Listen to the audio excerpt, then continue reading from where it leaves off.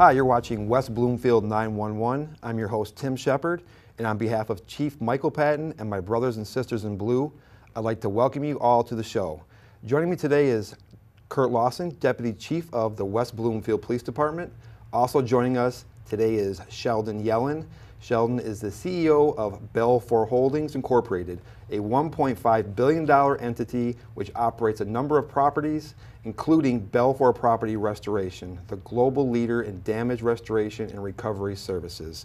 And thank you very much, gentlemen, for both being here. Thank you. And we're going to start out, Sheldon, with I know you have a lot of businesses, I know you have a lot of things going on, and the main question I want to start with is, can you tell me how you got started in this whole industry that you're in? Well, obviously growing up, I, like a lot of people, have had a lot of jobs in my youth and didn't really know where I was going to focus, my efforts. And by chance, I wound up with a real opportunity as I got married into the Fenton family. My wife's family was in the restoration business. And it was a very small company, one office in Dearborn, Michigan. And after about 6 months, my brother-in-laws asked me if I wanted to join the firm, and I decided to do that, and in the capacity of an employee, not an owner. And I really loved what we were doing, because the truth is, what we were doing, instead of restoring homes and businesses, we were helping to really restore lives. And I really enjoyed it, loved it, and it became a real passion of mine. And so I was very fortunate and able to help grow the business over the years, from that one office in Dearborn to today, 390 offices spanning 34 countries around the world. Yeah. And that's how I got started. Nice. So like you said, you've done restoration throughout the world. Is there one particular restoration that you've done for a family or a company that is the most meaningful to you, that stands out to you? If I could, I would share two stories. One is there was a family up in Flint, Michigan, who experienced a fire in their home, and they had two little daughters. And I remember getting there. We were called by the insurance agent, and I got to the site as the firemen were still out front. Police had the road blocked off, firemen pouring water on the house. The mother and father were on the front lawns holding their little girls. And I never forgot that sight. And they walked over to me without even knowing who I was and just started hugging me. And you can't help but get emotional. Sure. And one of the little girls reached up and asked me if I could get her doll that was in the house. And I forgot the name of the doll, but there was a name she called it. And as soon as the firemen were done, we did put our hard hats on, put our boots on, went into the house. We found her doll. It was soaked, it was water damaged, there was soot and everything all over it, but we brought it out to her. And I spent 20 minutes with her cleaning that doll on the front lawn. So I never forgot. That's a great story. That family. Yeah. And that was in 1985. One other story that I think sticks out in my career is Henryville, Indiana experienced a tornado loss that wiped out, in one school, they had the grade school, the middle school, and the high school in one facility. And it was the community. And people were just, they couldn't believe it, and shocked that their school was destroyed. And they were crying and begging us to get the school opened up for the school season. Well, it was a big loss. It turned out to be about $56 million loss, and we did it in 59 days. Oh, that's amazing. And when the community came back and went to school the first day, and the teachers were literally in tears, and we restored not only the school, but this community in doing what we did, those two jobs stick out in my mind. It's amazing. And I think that a lot of the community may not even know what Belfor Restoration does, what restoration is. You kind of touched on it in terms of natural disasters and fires. Right. What does Belfor Restoration do? What Belfor does is, in the event of a fire, a wind damage, a flood, a toilet overflow, a burst pipe, any type of insurance claim, Belfor comes in and restores that property back to that pre-existing condition. Okay. And in doing so, we also help facilitate that process with which your adjuster needs paperwork and all the filings to be done. We help facilitate that process for the owners of both commercial and residential properties, and try and make this process as easy on people as we can, so that, as we said earlier, we're not only restoring the property, the physical property, but we're letting people know that tomorrow is going to be better than today. Excellent. So I read a little bit about you, and I think we know each other. You grew up in the streets of Detroit, or down in Detroit. Yes. How did your childhood affect who you are today and how you operate your business? People say that I've had, and I guess it's true, a little bit of an unconventional upbringing. You know, being out in the West Bloomfield area, people tend to generalize and stereotype and think that everybody is born in a very affluent family and always lived in an affluent community. My upbringing was a little bit challenging in that my mom raised 4 boys alone. We spent a little bit of time on welfare benefits, and I've been working since I'm 11 years old. Since I'm 14 years old, I've been working 7 days a week. Wow. And I've been very fortunate in my life to have experienced being on both sides of the fence. Being on the streets is a different way of life, and being able to recognize that is, I think, a tremendous asset for me today. In our business today, although we have 8,700 employees around the world, we treat everybody as family. And I believe that my life experiences have allowed me to realize that the most important thing is to lead from behind, always put people out front, give them the ability to do all they can do. My job is to be the best and biggest cheerleader I can be on their behalfs, because people are extraordinary, and given the opportunity, they will rise and do extraordinary things. Absolutely. And it's at 60 years old here today, it's my pleasure to continue to watch people develop and grow and do more and be bigger and better than they even thought they could do on their own. And I get to sit behind and watch and cheer them on. That's what I think my upbringing gave me. And my mom, I have to give credit to my mom, who raised us in a very disciplined way. And she had rules, and you had to follow those rules. I wound up marrying somebody similar to my mom. My wife is very disciplined, and also, you know, I watch what she's done with our children, and these life experiences have allowed me to stand behind people, not try to be out in front of them. That's very inspirational, and I'll say this that much, that someone who's professionally successful, and I'm going to assume personally successful as well, coming from a rough upbringing, financially probably, I think you probably were loved and all those things, but what can you tell children or millennials or younger people, what advice can you give someone? I wish I could sit in an environment and have every young person in front of me, and I would say to them, number one, look at the person to your left and look at the person to your right, and believe in them. Because as you're doing that, I'm going to ask that same person to look at you, because you're sitting on the left and right of somebody. They're going to believe in you. This world has gotten more complicated with technology and expectations and media and so many things coming at these kids. But I would ask them to just sit down one time per day and spend 10 minutes and ask yourself these few questions. Who am I? Where am I going? And how do I want to get there? And answer those questions all within 10 minutes every day. And reinforce to yourself that you know who you are. I'm sorry, where'd you come from? Yeah. Where'd you come from? Start with that. But you can get to where you want to be. And believe in the people that are on your right and your left, because they're believing in you. It's easy to do the right thing when everybody's watching, but you, as an individual, can and will do the right thing when nobody's watching, and that will set you apart. That's great advice. Great advice. That's what I would say to young people.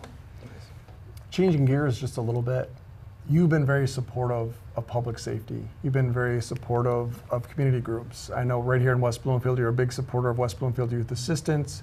We actually tape a show right in this same studio called Parenting on the Go, which is extremely successful, and we appreciate your support. But why has philanthropy been so important to you over the years? Well, I think if you look back at my upbringing, as we've briefly talked about, there was a lot of days and nights I wished somebody would have reached out and helped me. Yeah. And maybe I would not have experienced some of the tough things that I did experience. I always dreamt of the day that I would be in a position to be able to help others, and I've been very fortunate and lucky to be in this position today. When I look at kids today, and I get to talk to you and hear about what's going on, I'm as upset and bothered by these struggles as you and all of the men and women in blue are, and all of us as older adults and parents are. I think we need to spend time with these kids. We need to let them know that we respect them, that we believe in them, and if there's anything we can do to help, it's only going to make our world a better place. And we all have kids. Right. We want our kids to be in that line, looking to their left and right, and seeing good quality people next to them. It's our obligation to help all that we can. So it's very important to us at Belfour. Well, you've been certainly very generous to children throughout our communities, helping them, helping the programs that help them. And certainly on behalf of everyone in police and the fire side, we want to thank you for your support. It's greatly appreciated. Well, we're honored to be able to serve the little bit that we do. And I just leave you with this. I'm very humbled when somebody in blue wants to thank us, because it's really kind of crazy. The truth is, and I would ask everybody to think about this for a minute, when there's a problem and everybody's running out, we're running that way. There's only two types of people running that way. That's you and the firemen. So thank you guys. Thank you. Not me. Appreciate it. Thank you. On that note, we're going to take a short break and come back to a few more questions about some unique management styles you have. We're going to take a short break and return shortly with more West Bloomfield 911.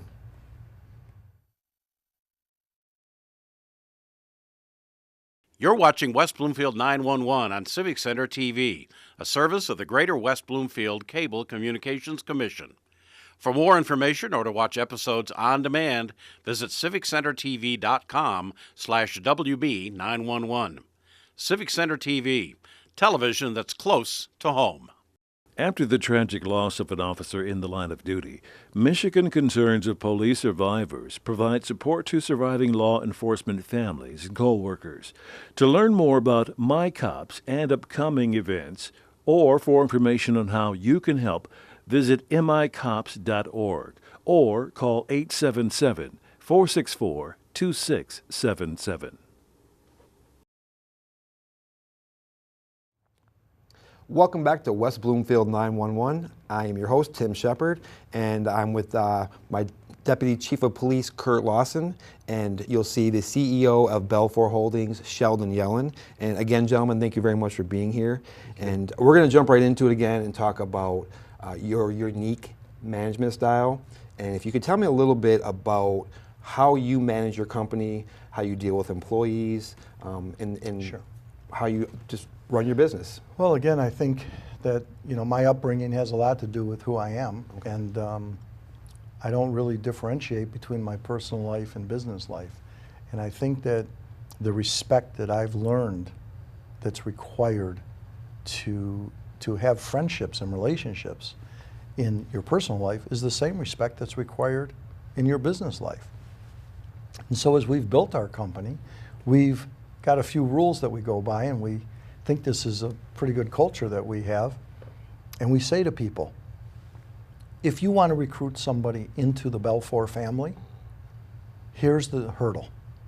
Would you yourself take that person home to your own family and have them sit at your dinner table with your kids and your wife or your husband? If you would do that, then that's somebody that we need to talk to. So that's the first hurdle. Okay. Once you join into the Belfour family, we will always let you know that we always take the high road. We're not perfect. We're working in people's homes. We're working in people's businesses. We're working with people. Think about it. Yes, we get to do some of the best of things in the worst of times for others, but it's an emotional time. People are not always at their best when we meet them. They just lost their home. They just lost their business. God forbid a pet was killed in a fire or an explosion. So we say to our people, let your emotions guide you. Don't hold back. If you feel somebody needs a hug, give that hug. If you feel they need to be embraced, do it. If you shed a tear, that's not a sign of weakness. That's a sign of empathy and compassion. That aligns you with the people we're serving. And so we ask our people to not be professional estimators, professional project managers, professional carpenters, roofers. We ask people, stay true to who you are. Yes, you have a talent. Yes, you have a skill set. And people, they take a step back and they say, well, you mean, you want us to be like ourselves? Yeah, that's who we want you to be. Sure. And then they're surprised because when we get to a situation and we get to a fork in the road and there's a decision to be made, I ask my managers to take a step back and let somebody evolve as the next leader and make that decision for that fork that they're facing. Go left or go right, and follow. So we have another philosophy that says a leader leads from behind. Only a manager is out front. And we don't want managers, we want leaders. And there's a difference. A manager says, go, and a leader says, let's go. And we ask for people to be leaders. People have said, that's great in a one-office operation, in a family business, but how do you scale that? How do you do that in 390 offices around the world? I said, all you gotta do is talk to people. Empower them and let them know that they have the ability to do this, and let them go. And people embrace it, and that's our culture. Nice. All of our officers need to watch that, because that's what the message we try to get across all the time, is that sometimes we become too robotic, and really we need to, I said this in our earlier episode, we need to humanize that badge and show our residents and show the community that we're people too, and that we do have feelings and that we do care. So what you said, it really hits home, and it's very important. Right. Who has inspired you, either on a personal or professional level? I've been very fortunate in my life at times, and as we said earlier, I had a little tough upbringing, but without a father figure around, I've been able to seek out and watch and study some older people that I was serving along the way. So when I had a job as a towel boy at the old Southwood Athletic Club, people thought I was just cleaning urinals, cleaning toilets, washing the sink, cleaning the showers. What I was doing, yes, while I was doing that physical act, I was listening to the conversations. And I realized early on that these affluent people that I was serving, they talked differently. They walked differently. They interacted with each other differently than I was used to. And so I studied them and I paid attention.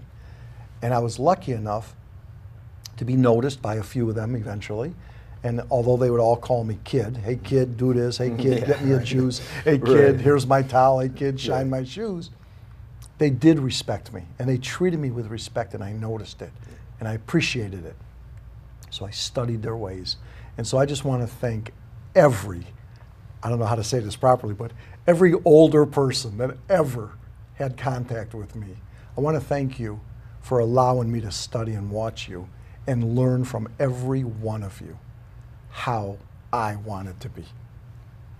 That's great. The thing I think that people may not understand when it comes to people who inspire you or people that give you a reason to strive for more, those people have lives, and if they're well-to-do in terms of financially with their businesses, how do they balance their lives, right? So I think that's important that we look at the two things in life. You have your professional life and your personal life. So you, as a successful businessman and a married father, how do you balance the two and be successful at both? Well, as I said before again, there's not a strong delineation between my business and personal life. The people that I'm fortunate enough to serve with in my professional life are welcome into my personal life. I love these people. Of course, I love my family, my wife, my two boys and their wives. Now I just became a grandfather for the first time. Congratulations. And thank you, thank you. And again, I think that the more opportunity we have to embrace each other and people, the better it is for all of us. And so I do the best I can to balance. I have said often that I really owe my wife and my kids an apology as I was growing this business. I have missed out on certain things in my personal life. I was trying to get home from a trip one time on business. A flight was canceled. I missed my son's 4th birthday party. Never forgot that. The next year I missed Halloween with my 2 boys. I was stuck in an airport in St. Louis, couldn't get home.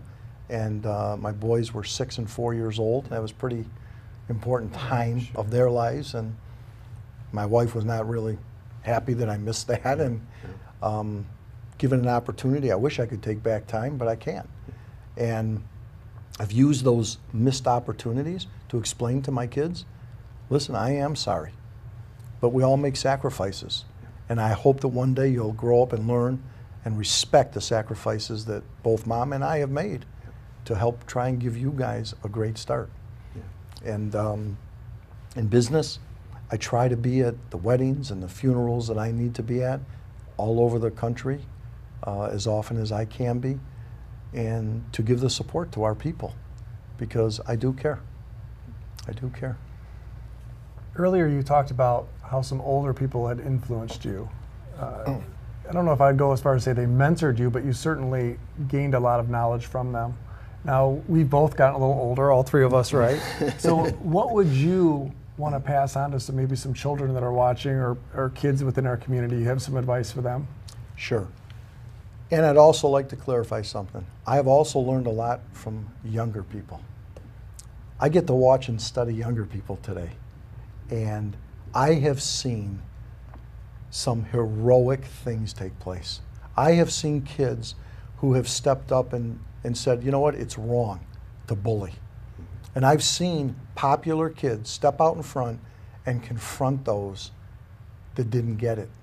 I've seen it. I've been part of it. I've had people in the community call me and ask, strangers, call me in my office and ask, hey, listen, I understand that you know this family and you know that family and there's a problem at the school. Can we come and see you and have you talk to the kids? And I was like shocked that I got the phone call, and I said, sure. And they come to my office. I got to talk to these kids. And they were surprised, but we spent about an hour and a half together, not 10 minutes. And I think there's so much talent. There's so much potential in these young people today. I would just say to them, you know, when you say, what would you like to say to them? I'd like to say so much to them. But I would sum it up by saying, believe. Believe in each other. Believe in yourselves. You can, you can, you can, and you will, you will, you will. Just be patient. Don't let the media fool you into thinking everything has to be now. Don't let that technology of all these tweets and everything think everything has to be now. Just be patient. You're young. You're going to get there. And enjoy the journey. It's better than the destination. Enjoy each and every step along the way. And embrace people all the time. Great advice. It is great advice, and I think it's inspirational because in our line of work as well, we deal with kids, and sometimes these kids are in situations that are unhappy and tough. So I think that as officers, we also need to be able to support, give confidence to these kids, and let them know that there's people that care about them. So I think that message is wonderful. Well, if I may, I'd like to comment for a minute on the West Bloomfield Police Department. This is not a paid commercial, but I would like to comment. I've had a few kids in my office over the years, and they've talked about interactions with police officers, and it's a scary, scary situation for them. They're looking at, number one, somebody older, somebody in authority, somebody in a uniform. They're not. And they mentioned this. They said, you know, they're standing next to me, they got a gun. Well, yes, they do. Because, as I said earlier, when everybody's running that way, they're the guys running that way. And they say it's a very intimidating thing to be pulled over for speeding. It's scary. They scare me. They scare me. And I've said to them, and I hope this is good advice, and I probably should have checked with you before I've given it, but I've said to them, share that with an officer that's standing at your door. So, officer, I know what I've done, and I apologize, and I'm nervous, and I'm scared. Yeah. Share that with them. These are moms and dads. These are not police officers alone. They're mothers, they're fathers, they're brothers, they're sisters. They're just like you and me. Yeah. Share with them that you feel nervous and you're scared. They'll respect it. And so I want to say to you guys, I've heard on a few occasions where certain situations have really, I think, been positive experiences for some of these kids that have shared stories with me. And I think West Bloomfield Police Department is doing a terrific job in that regard. So for your Thank you very community much. service in that regard, Appreciate it. I want to thank you on behalf of these kids. Yeah, well, thanks. And I take that personally to heart because I feel that I am a father. So I know that, and I go to a lot of events and I speak with kids, and I always tell these kids, you see me in the street, I'm a dad. You would never know that I'm a police officer. That's right. So I'm just a human being, so we try to be compassionate, and I think all the officers at West Bloomfield feel that way. Yeah. And so as a police officer, you know, people look at me differently sometimes, like you just mentioned. So as the boss of the company, I'm sure people look at you differently sometimes. I'm talking about specifically employees. So I'm going to bring this up, and I hope I don't embarrass you, but you were on a national TV program that Undercover was kind of Boss. similar to being undercover as a police officer. Can you tell me what that program was and how you got involved? So we were contacted years ago by CBS and Undercover Boss, and we were asked to participate in that show, and we did our episode. It was an incredible experience. I got to disguise myself, grow a beard, which took me a little time to do, grow my hair a little longer, and they put me in a wig on top of that and glasses and sent me out into the field as if I were a new employee at Belfour, and nobody in the field knew that I was the boss. And I was working with 4 different people in 4 different cities, doing 4 different tasks. For anybody that has seen the episode, I didn't perform any one of them very well. No. I probably should have been let go. Yeah. And at the end of the show, not only was I able to work with these people for a whole day and have lunch breaks with them and talk and get to know their stories, at the end of the show, they were brought to our headquarters in Michigan, and they were able to find out who I was, that I was actually the boss, and they had no idea that I was. Except for one girl that I revealed myself to, which made like the big hit on Undercover Boss. Okay. That's why it was the most watched episode and most replayed and everything. But it was an incredible experience, and what I got to learn is that what I always thought was reinforced by this experience. We had a lady, Jen, in Chesapeake, Virginia, who shared with me during our lunch break that the night before we were there helping clean out somebody's house from a flood, she was at home deciding which bills she should pay and not pay because she didn't have enough money to pay her monthly bills. And I said to her, wow, and then here you are today helping these people? And she said to me, I never forgot it, these people have enough to worry about. They've just lost half their contents. They're hoping they can live in their house again. You think they need to hear my problems, that I couldn't pay my bills last night? I have a job to do. My corporate office is dependent on me to represent them well. I can't worry about whether I can pay my bills or not. And I was like, wow. She's talking to the boss and doesn't know it. Right. I said, wow. That hit me and has had an everlasting effect on me. And I take more interest, more time now than ever to talk to our people. Tell me your story. Tell me what's going on in your life. Give me your journey. I want to hear it. And so when I go do town hall meetings and I sit with 200-300 people at a time of ours, I start out by asking 4 or 5 people to come up into the microphone and talk and tell me their story before I want to tell mine. It's amazing. It was an incredible journey being an Undercover Boss. That's great. It really was. It was terrific. And just to mention, that specific episode was Emmy nominated. For an Emmy Award, yeah. So that's And amazing. it's a funny story. My wife and I were at the Emmys with our producers there, which was really a strange experience because we're in this big auditorium. You see it on TV. Yeah. And there's 16 huge monitors circling the room. And all of a sudden, I showed up on 16 9-foot monitors. It was like an out-of-body experience. It Right. was freaky. And then I hear my voice. And we wound up not getting the Emmy because Captain Phil from Deadliest Catch had passed away that remember year. that. So they gave to his family the posthumous award, Okay. the Emmy. I met the 7 directors of the Academy after, and they told me and my wife that I had received 6 of the 7 votes to win the Emmy. Wow. And I said, you know what? You guys did the right thing. Yeah. Don't worry about it. I'm Yeah. okay.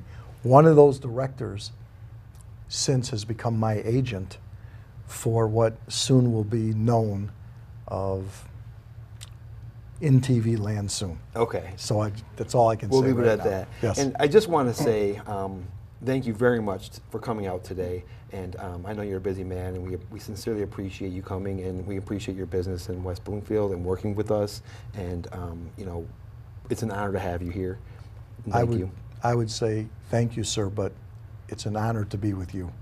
And I want to thank you both and all of the great men and women of police and fire departments around the world for doing what you guys do, because without law and order, we have nothing. God bless you guys. Thank you, sir. Thank you. Thank you. Thank you. I'd like to thank you for joining us for this episode of West Bloomfield 911. You can keep up with the police department by liking us on Facebook and following us on Twitter and Instagram. You can also sign up for Nixle.com and CrimeMapping.com for the most up-to-date information from the police department. Thanks again for watching. Take care. Goodbye.